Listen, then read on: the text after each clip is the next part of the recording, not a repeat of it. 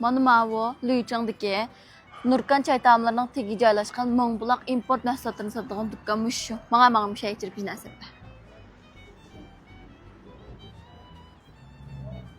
Keling. İstanbul dükkanı nim import malı ba. Bu dükkandaki malın hemmini birden tushuntirib kelsa, men pokka yig'iblam aylanib tushunmadim. Yo'q, men mo'yin malı demekçi. Bizim bu dükkanda import qilgan Belorussiyaning bingorlari, onunki import asal deymiz, choy deymiz, qahva deymiz, onunki Pokistonning qaymoqlari deymiz, har xil import qangizak do'stxon tuzdigan bu degandek.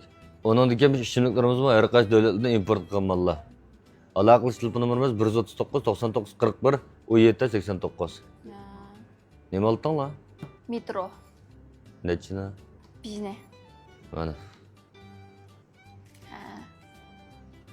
Ustam metro ras import malmı ya? Vaqashlar dunyoning import qilib ag'am metro digital 3 ko'yloq. Qandasli bir import qayga olib zavodlarni cho'kitib bilayman.